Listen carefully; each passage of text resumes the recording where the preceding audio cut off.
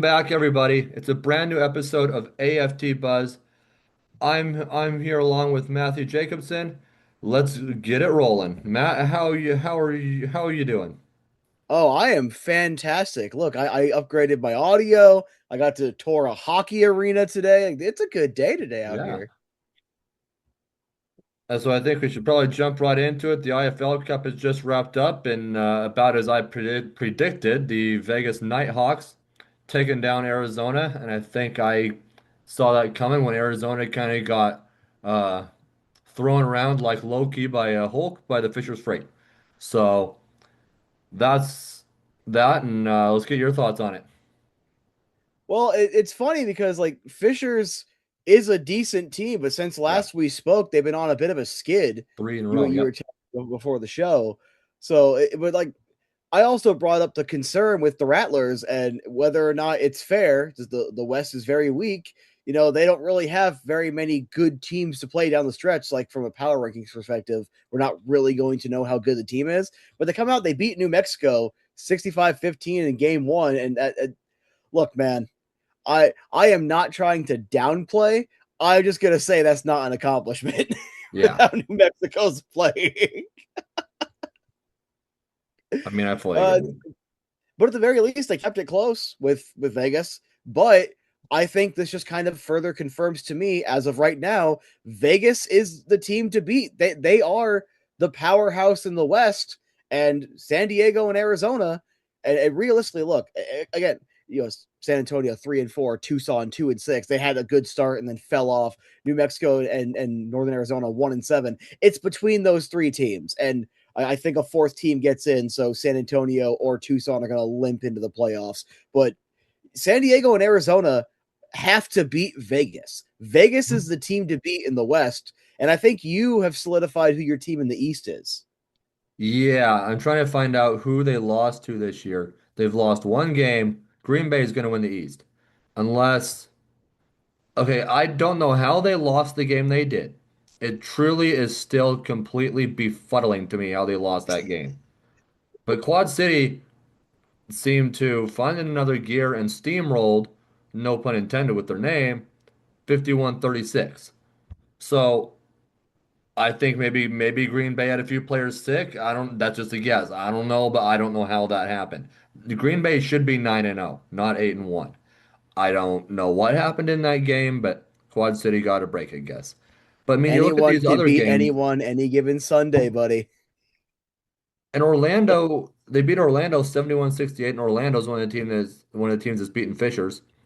And Fisher's on a three-game skid. And then Green Bay bounces back. They beat Quad City 65-40.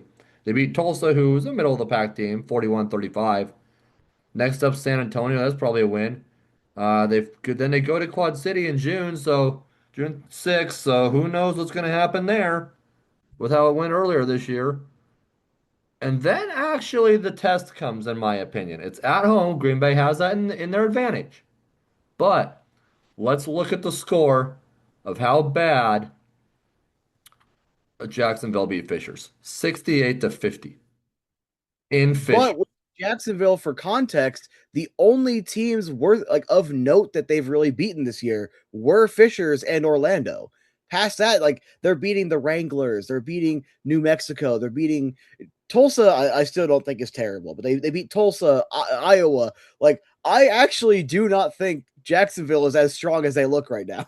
It's weird though because Orlando barely beat Fishers, slipped by them, and Jacksonville goes in and beats Orlando and then thumps Fishers. Like what?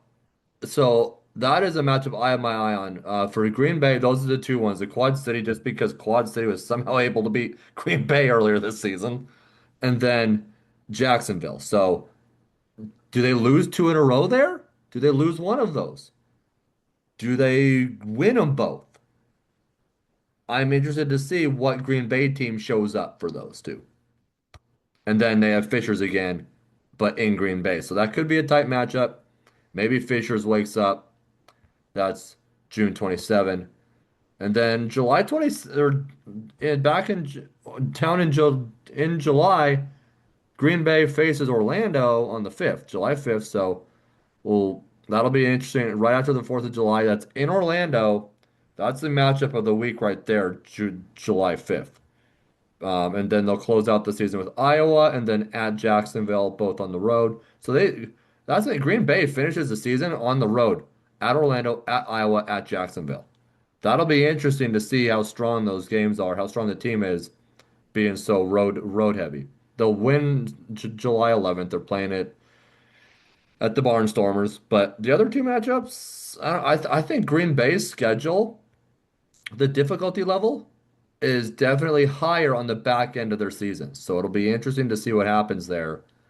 But they should win their next game over San Antonio, and then it gets interesting.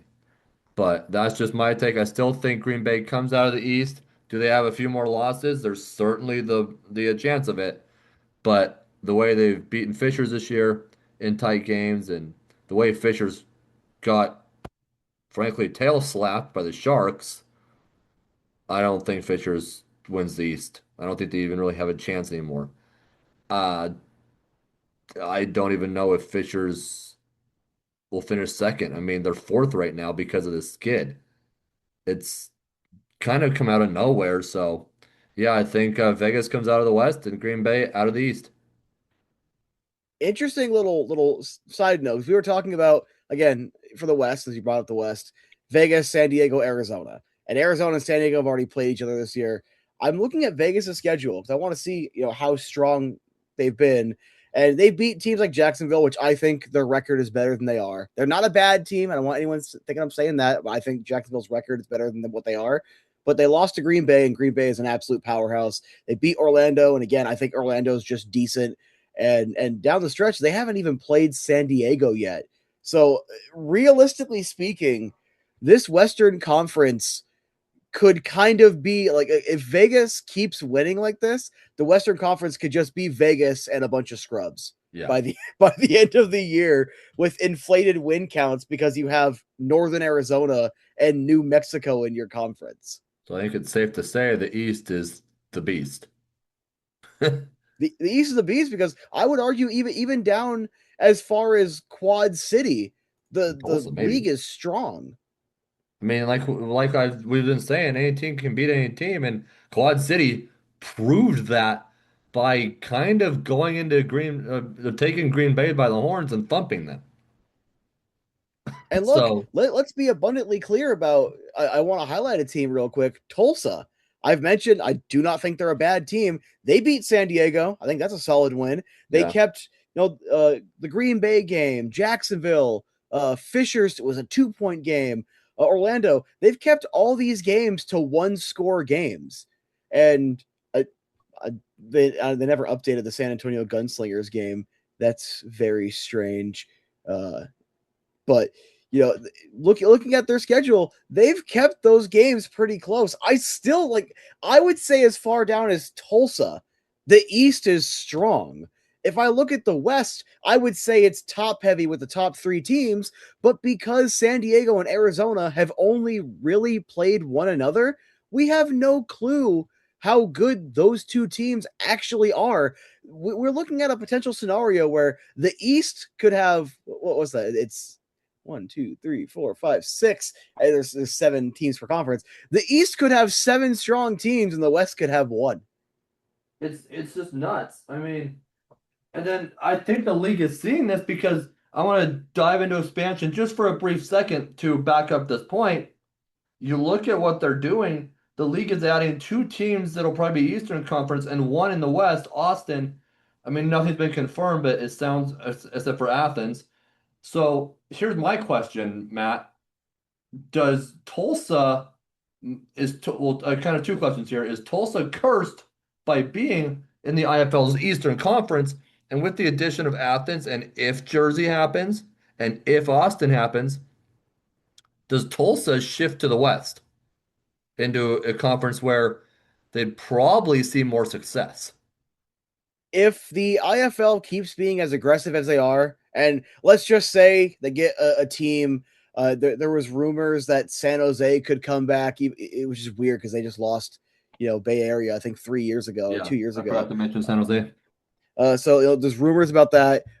There's the potential that we're seeing with markets like Salt Lake right now, that there could be something there. The IFL could continue to expand west and even out these conferences. I just don't know why you would jump to Tulsa moving. But if they keep adding East teams, like let's say it's New Jersey Athens. and Athens coming in, and then the other teams. I mean, it's possible, but I think they'd probably just do a wonky thing where isn't the IFL done it before, where they had a intense and something else conference, so it wasn't East West, it was just Yeah. they labeled it something else. So you could do that, or just a full league for a year while they're getting their teams expanded out properly. And Matt, we are on the record here. I want to bring up something. You mentioned Salt Lake. What did I not hear? Is this just you guessing? But because we're recording this episode here, is Salt Lake rumored too? No, I'm talking about things that I'm hearing from the IAL franchise that I'll say on record for this. I have no problem saying this. I don't think the IAL lasts Yeah, more than 2 seasons. If fully they agree. get a third, I'd be shocked. But like with how things are going with just management, and I will say nothing else so I don't get myself in trouble. I would be shocked, but there has been buzz and conversations I've had have spoken about how Salt Lake could be a good market. So if the IAL or IFL were smart, they would see that and swoop in, because you want to mitigate travel. Putting a team in Salt Lake City, as much as I hate advocating for teams going over there as a Coyotes fan, would help mitigate travel and keep these teams all relatively close. And you keep your West Coast teams close, you keep your East Coast teams close, and you limit how much travel the East and West do.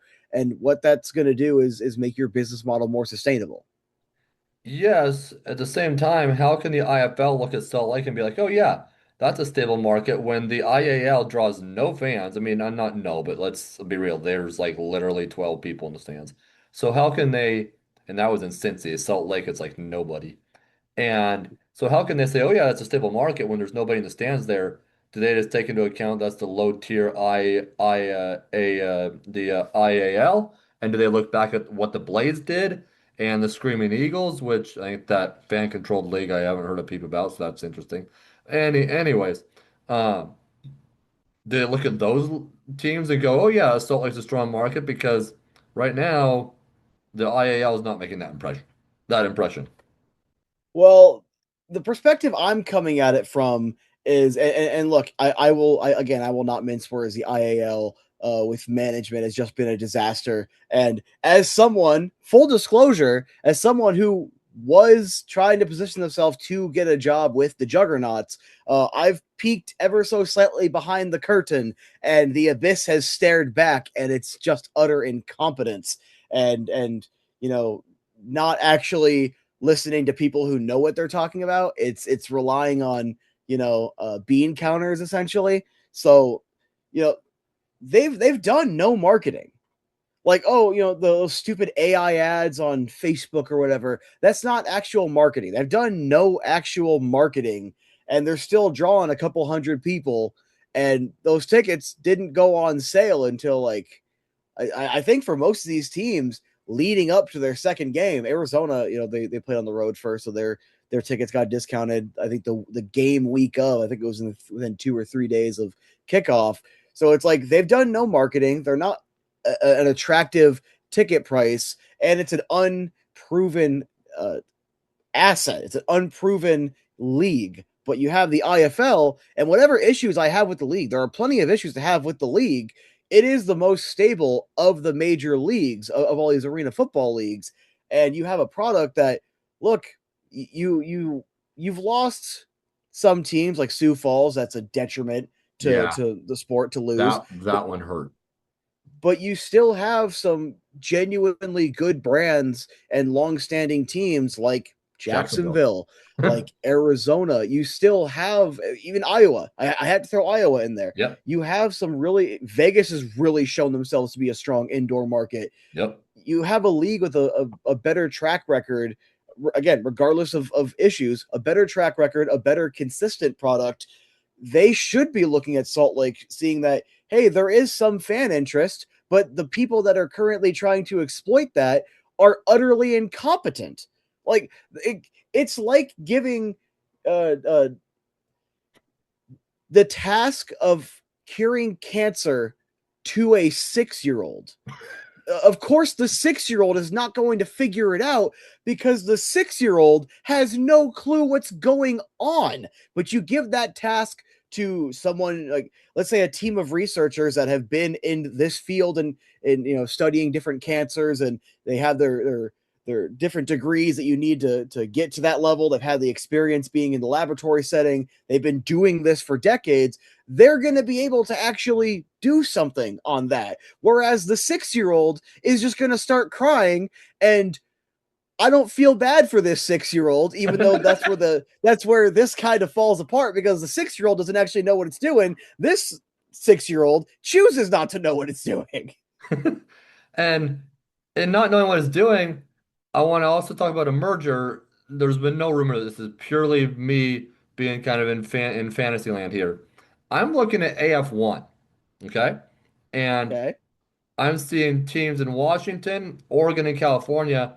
But here's the thing, Oceanside shares their venue with the IFL team. So that's the thing. I don't know if I see them coming back. That's just from a pure standpoint of how our operations going there. I don't know. Maybe they will.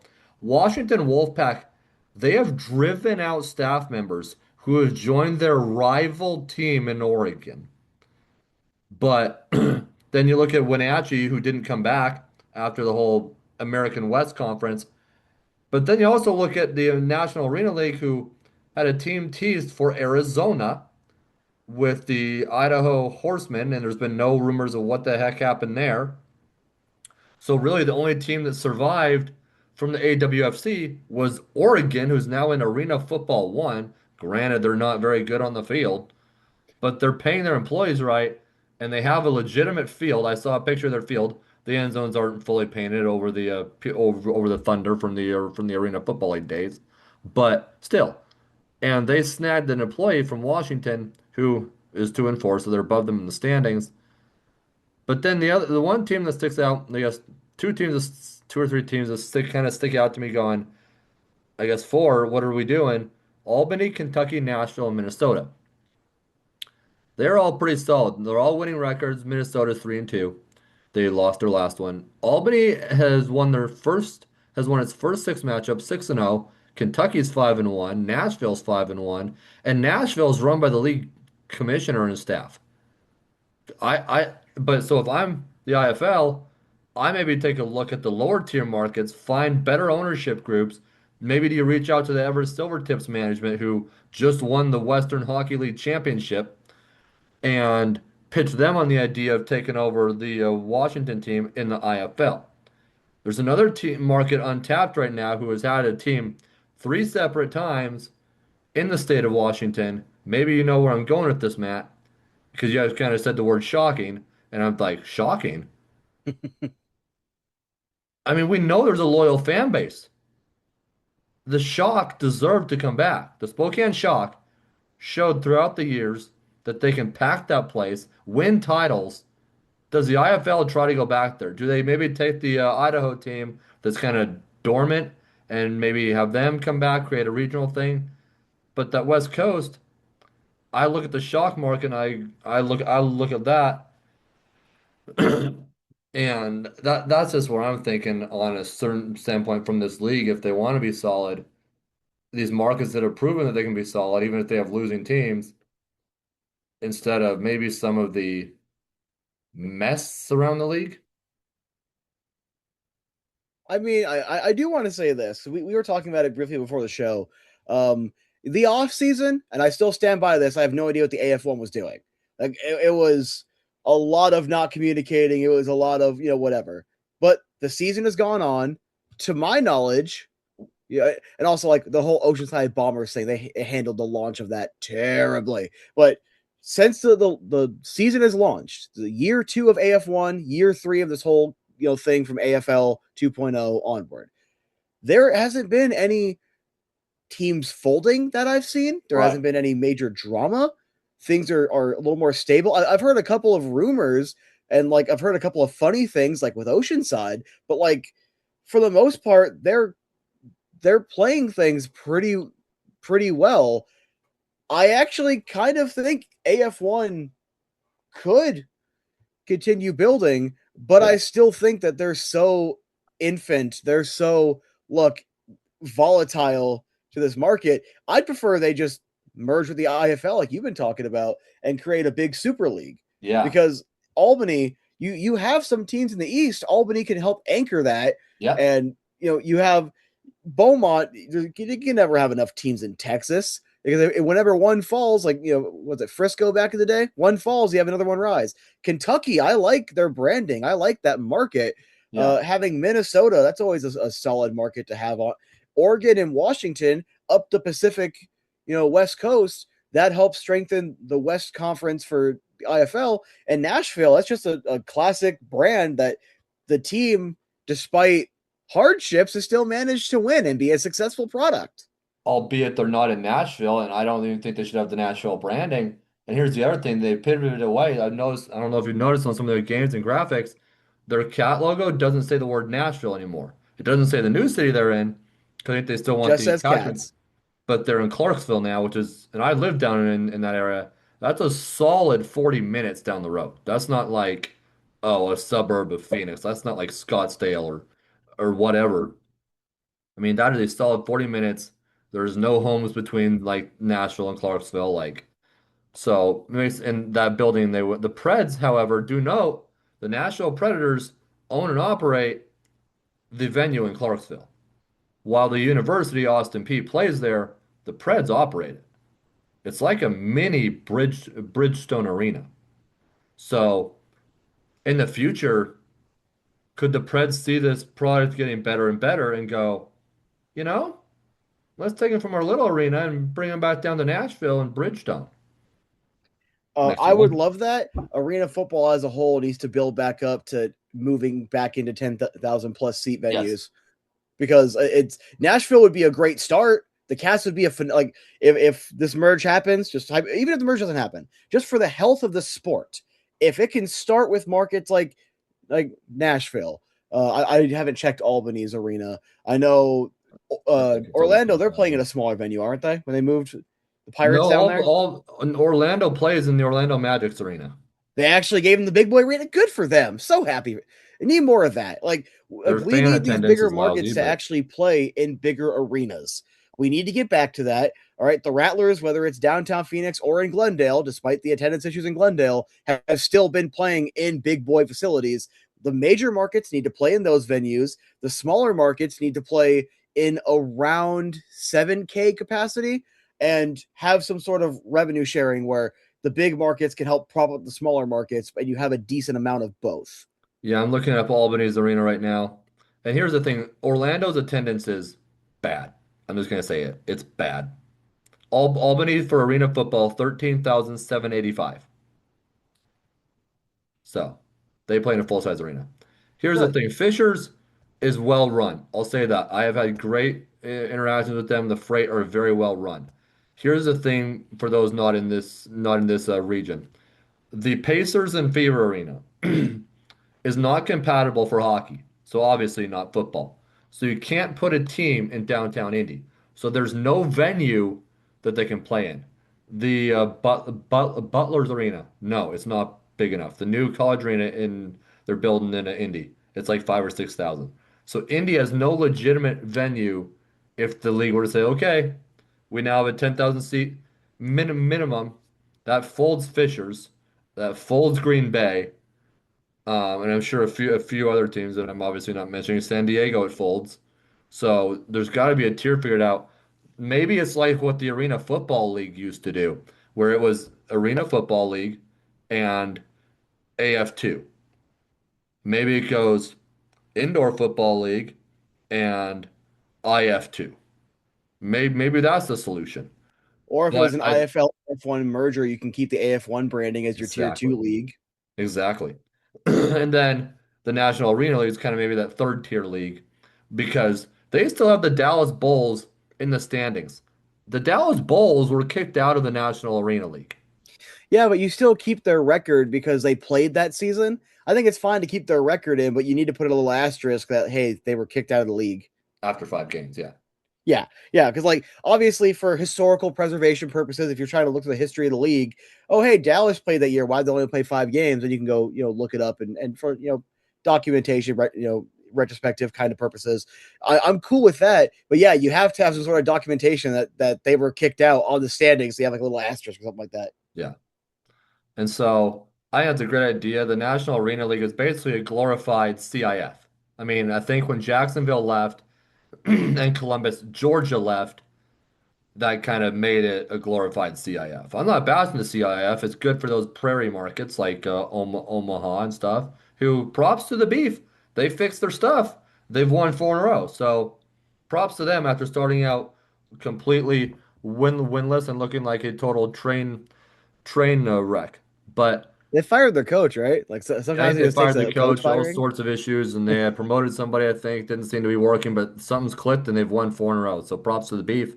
But then they also got talking about the teams that they lost. Jacksonville, powerhouse. Coach Gibson obviously has them really doing well. They thumped Fishers, and then they're looking to be a good IFL team. They struggled in the first season, but now they're doing well.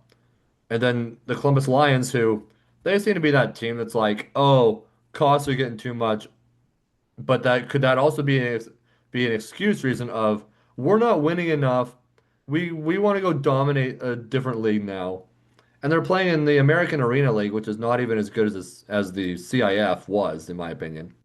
So, but with Athens coming in, I'm getting to the point with Athens coming in next year, the one confirmed IFL market.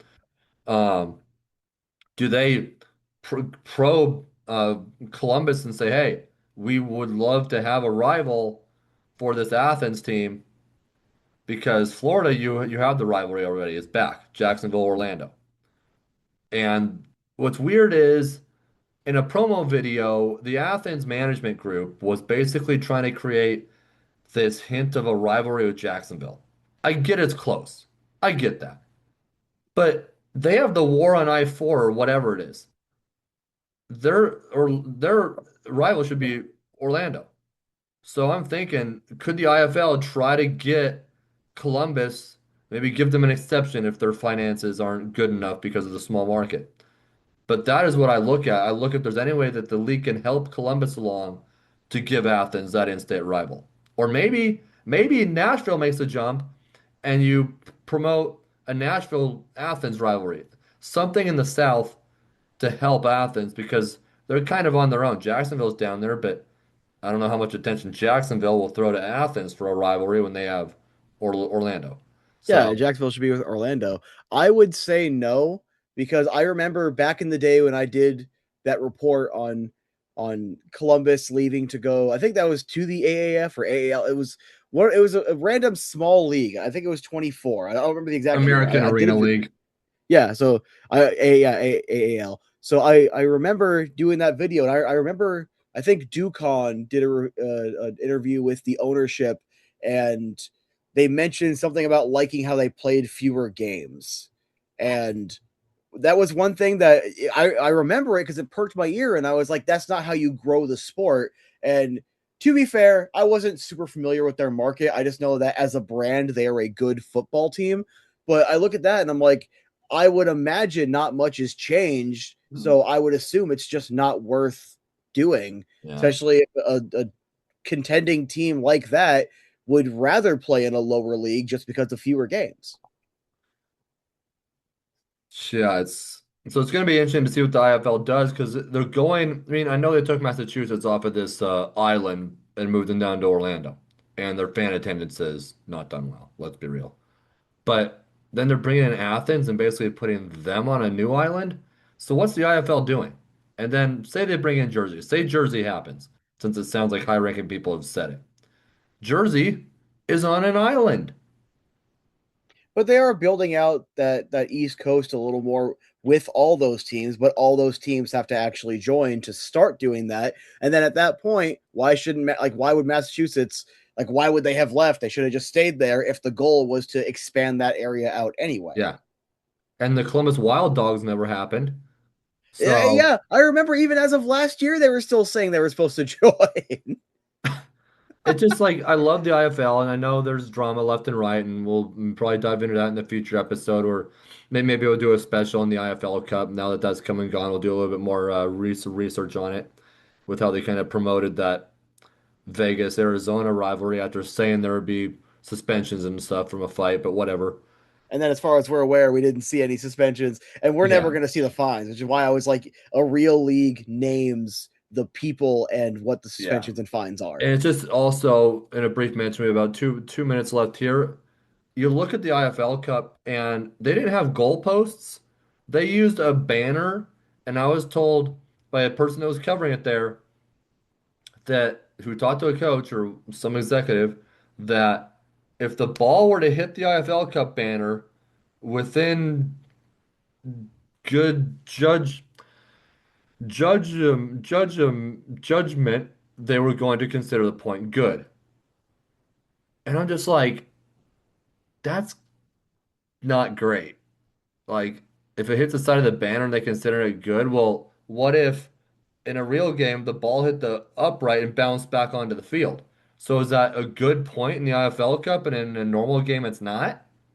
I think it was just a, hey, we need to get a quick ruling because it's going to be a pain if we don't get this quick ruling. I think that's all that was, and I don't think that was very well thought out, but Yeah. it is what it is, I guess.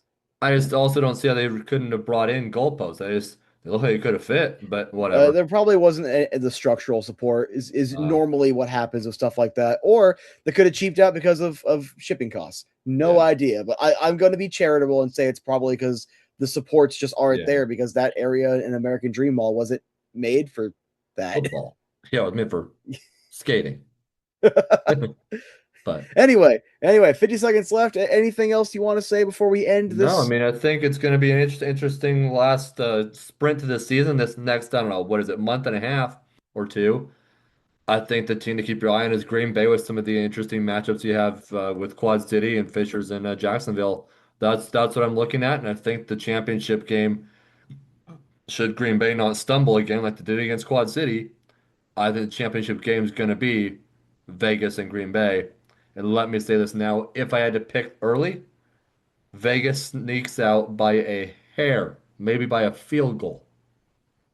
So that's what I'm thinking we'll see. But no, I'm looking forward to it, and we'll catch you then. See you later, buddy.